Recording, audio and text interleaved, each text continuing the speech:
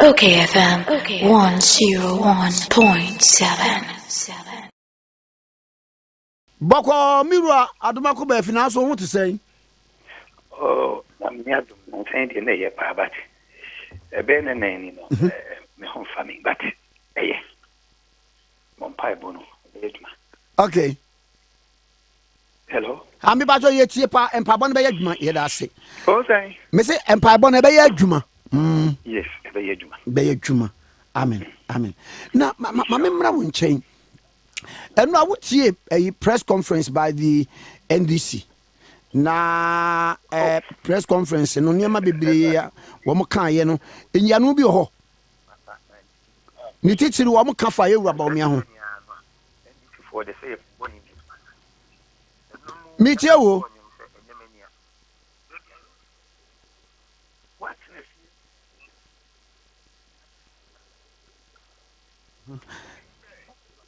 Oba pacho yankasa. Hello. Hello. Hello. Yen sam fan biem em se ahma no e wa akiri pa ama e wa akiri pa. Aba Bema. Yen kona pa bobo.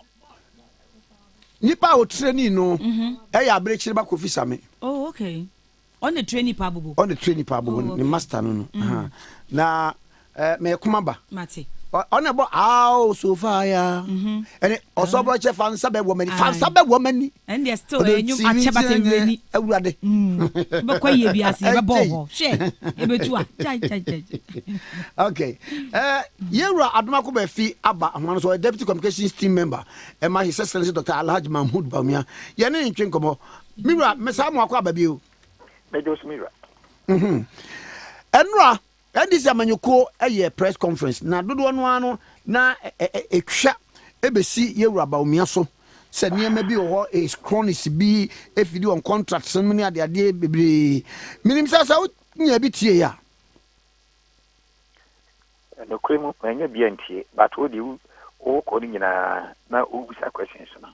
Ni be ko akosi kwame. Yo and ye we di mama fam free me boy voice bi sese ya na Excellency John Dramani Mahama interview bi na ba ko kan ye ne se baby ti se Accra Digital Center o commission na a commission ye wie no sabra ne niam bi koso na akoso amani pa bi afre ni pa bi ani eti ade kora wa ye no kora no nipa ni hunu nipa ne ntiase nipa bi afre obi ani eti say Savira.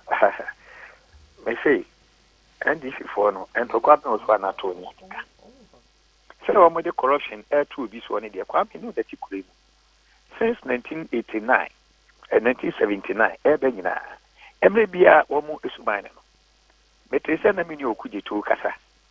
And Nipa Uyano, a CJ, or Cocan, you did it. Mobile, see what she. What the Kodumpian, any record will be Kojina. And Karamuya no live TV. Kwame okay. Kwame okay. Aye. You could see saying, there will be tomb. Baby. Fine. What do you know at Kenya? A nipa maku. A dun song, a dun chrome, more the Danjima koi, more the Danjima ekoi, and what he more the Akoto or say koi. What the dummy brain a koi as I'm watching called to Jai Omo. Since 1992, Quebec democracy, meaning a Piamo in some 20 paswa, Omo Ba, they are not able to justify it. Na called to Jai Omo. In Tigana forward, and say a chatro. Many okay, a year MPP, a kuono. Say, your position. Near catch in and we say, Womo and Sanya. Ye bar no queen. A yana it me a provided evidence. Emma court to show. Anna me boa kwame. Meboa. Aha. Emma an interest out didn't throw a two bisuano. Who can contumpo at two bisuano. And no dear, a yana sabi. Yakikan or can be, and then I won't born when you say, house of fire. Into a more abene womuso. Yeah, you were position 2000 more. ye ka so omo awia ne ma wo ma di o man na wu ampa ba ya anabo Kwame Pepra Jesse Payanki Ibrahim Adams Victor Salome Dan Abudapi Tatuchi Kata wo mu nyina akodem eni ntia den wa be ka kire yen se ye mumu no ye nyiwuni enya nukre wo sai ba nso a ye ba ban imu Eugene Bafuboni William Matthew Tete TV ena Alhaji Salifu Mimina Osman enin kaye ka ho wo mo soso no ne no ka sei ye do mo tum eno da nchen soso a se ukọ ayi a sedi nam tamakuru ene wajani akotra ba bi maslok sort ase di aka de enam se yenfo mo ntum no mem pese be bi ma no yentwen eno da nchen ya Kwame emre bia ye dukutia kwatasi se wo ma imo no MPP adaroma ene de samra no aba ehwe Oshe baby to say hello Kwame so pa meet you emre bia ye de kutia keta hyehyɛ no eye nyen ene ya ye samra no NBC mra bonche meka nkyere mi sɛ emra ba akopɛ eye di adanse sɛ wo mu kutia wo mu ni bisa eno so da nkyɛn ya o keka bie no de obi abetuma kɛ ba na montuo pa betuo no eno de kyerɛ sɛ ɔman no wani je ho mene wo ka sɛ digitalization you rabawumia ye ne omu ekina si papa digitalization no Kwame nyame adom enne maslog enne health insurance any all the agencies ECG emra digitalization into no dia e dey fight corruption ana Kwame boa ai yes any into no sabe so wo mu nkyere mabonye ma miensa yen ye ka ye ba emra de mutum mo mo ka e ba uko gina parliament na maka se na ididi agro ademi no ayi batayi wa ayi Sami Rezi 1 point B was say first on the list no a so short contract be phase 1 of rehabilitation of Sunyani Airport at a cost of 52.25 million Ghana cedis yet the resource access limited na juicy contractor wom ama yewra bawmianua eyo 2019 without transparent any competitive process be am same way wom dey buy man penifo ba bontin be kirim se no kre intermediate minim se nche ye the press conference do be samba yes sabi enam so obi aburu ntino wo se die nyina de aburu ye me kan ye ma miensa ye ba ye kase mabokro no ye mutum ye ba ye yamra ahodo ye ne di eye ye de mra ahodo e dia beguna kwem ye ba digitalization eye adia and society corruption it is your more candidate ya keka ne kan di na sabi ami ye ka sabi enkrofo ya omo ana permit se menua okujito ena na ekasa menua okujito na ekasa eya na nse ni biwa ya ni mu yam emu ya because abrantia menua meni nya wo legon ni ento yi ento hwe oba ye no 250 million da okemu ema o drive wi ai Sasem no say allegation. O say Sasem no say allegation. O say one allegation. Any iota of evidence be a. Any allegation there. Any you can also treat it equally as allegation. But I idea in Ghana for you. Unim KNU commercial bank Kwame. Kwame okay ho. Aye. Splash launch. One and not passport na any dia. Actually, minimum. Minimum. And son and this you crab about power. Not flash launch. A good. Then no social sikasema cool money at the adi. Any Kumasi KJT, a quanya. A branch here be fast so toned ye. Kwame. One more toned ye. And then, oh no, more sabbath fancy, Eddie corruption. Attack you will be. Kwame Sabi. When you must have seen an ambiguous well being. Into the Omoki Canada, Omonkashi, Yakikan, Omokabi. I know what you mean, our boy say, house to fire. And you know what you're saying. House to fire, or don't not any other way. Arewa wudi. Aha. Nti na me no ka se Kwame. NDC for emre bia no. Wa kwotena fi mochi.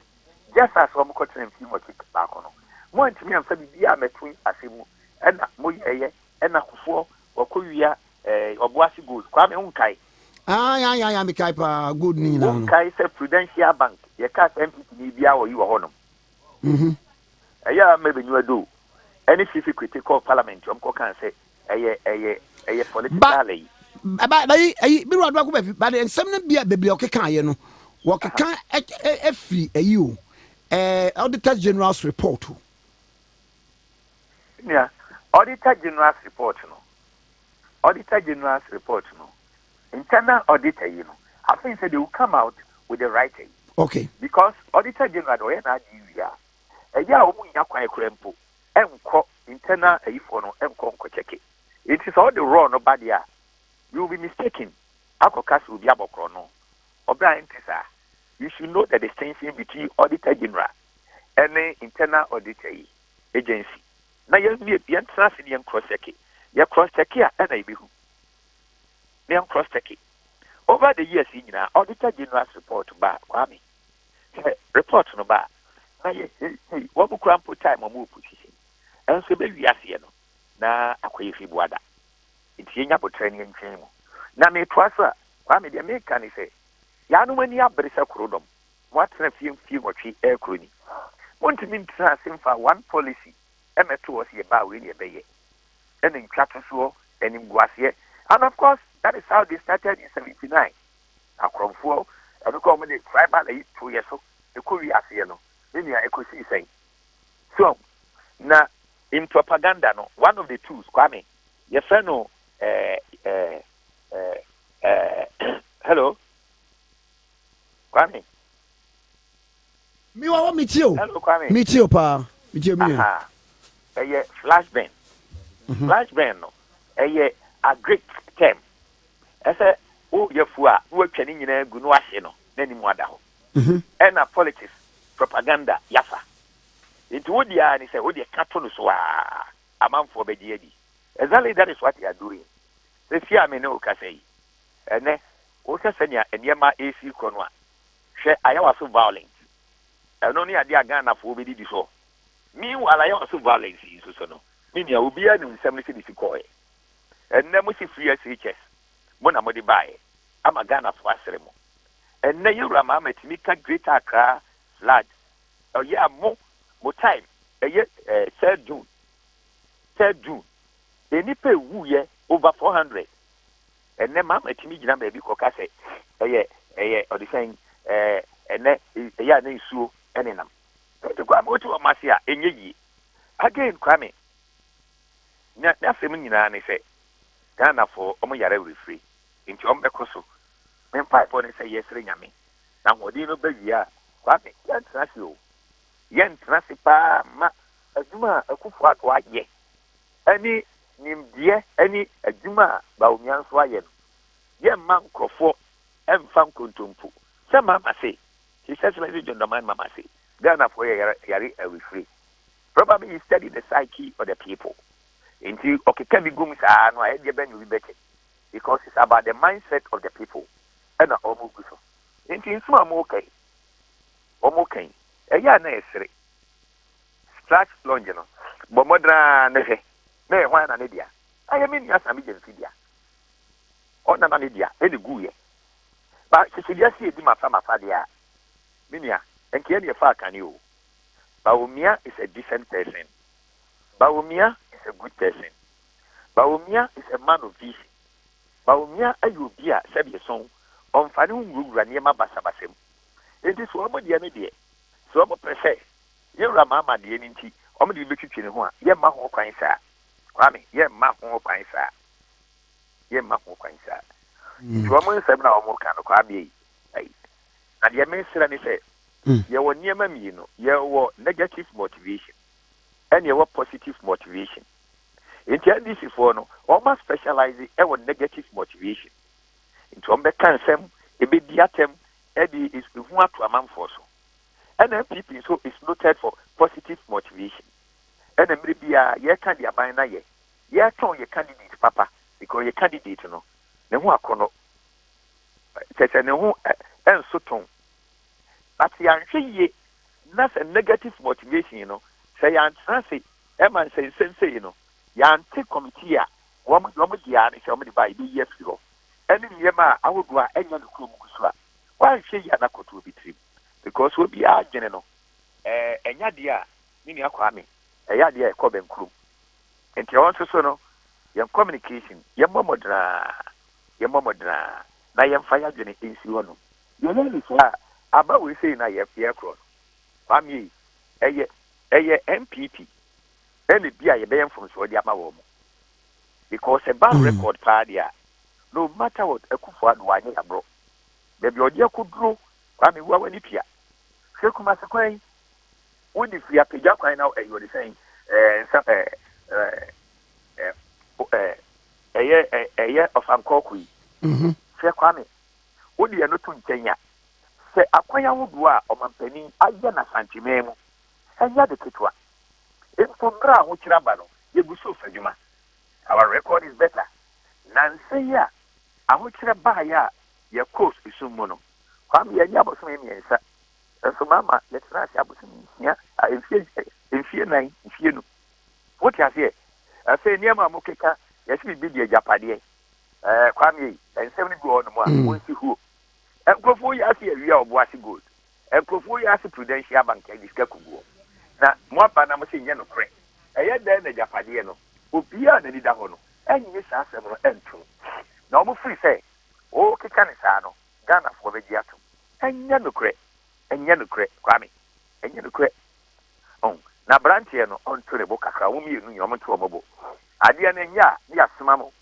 na mo akɔyɛ nanso ɛnɛ mu nyinaa mo aware wɔahwɛ yi a daakye no ɛna so akɔyɛ nsɛm tí wɔn nya abotire yɛ deɛ yɛnim sɛ aba no nyame nti yɛbɛwee ne ɛnyɛ sɛ yɛbɛfa kwan biara so sɛ kwanbɔne so onyame no a ne di anim ɛne yɛsɛ it is possible ba omiɛ ka it is possible no na onim sɛ ewiase ahokyerɛ ne bɛba because Ghana ba biara no ɛyɛ PP ba biara no a ɛna ewiase ahokyerɛ kan ba omiɛ ɛka it is possible no na onim sɛ yɛne yɛ party no mu koraa no ebinom wɔ hɔ nom a wɔn bɛko atia ɛsan sɛ wɔn firi sɛ ebi a wɔanya baabi anhyɛ but amanyɔsɛm ɛyɛ continuity wɔtena so akyɛ no ɛna ɔbɛnya bi ba omiɛ ka it is possible no na ɛkɔbɛ sɛ Kwame wodidi sɛ wɔn yɛ ministers ɛne chief executive sɛ bi nyɛ wɔn nyinaa ɛna bɛsan bɛnya positions anaa meboa ahɛ ɛno nti no yɛnya ɔtwɛn ɛne ahobrɛaseɛ a ebi a bɛba no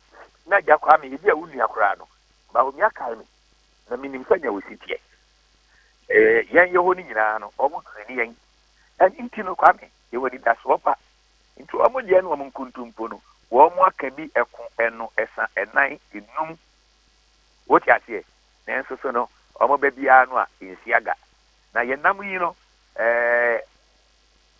Kwame meyare nkyerɛ sɛ mempie anɔpɛ biara radio stations no frɛ me na mekasa wɔ western region mekasa wɔ hafo mekasa wɔ Kinedu Ademo hɔ mekasa wɔ Wontumi ɛnyɛ sɛ meda hɔ no menyɛ because ɔba wɔ mmea yɛ obi a sɛ yɛamoa no yɛmfa yɛareɛ nto nkyɛn na wɔantumi amma a menyi ni tebi a ɛbɛkɔm no Kwame nya de ketewa na ɔma no sɛ baabi aduro no ahemfo mpo ɛne mpanimfo ahodoɔ mpo abɔ n'aba so na ɛyɛ dɛn na ne deɛ mobɛkeka nsɛm yi ɔte aseɛ ɛyɛ dɛn na ne deɛ mobɛkeka nsɛm a ɛsi n'akwan mu Kwame wɔn mo nsɛm no deɛ yɛ mogu na kwase ɔma ntoma a wɔatie ne din nnipa mmienu makyerɛ splash launch yɛ a na ɛwɔ tech ɛna makyerɛw wɔde sɛ Kumase Kagitia wɔn a motɔn market ni bi yɛ mmeranteɛ nketewa saa ama eduru baabi no na KM kura mo mpɛ sɛ aberanteɛ no kɔ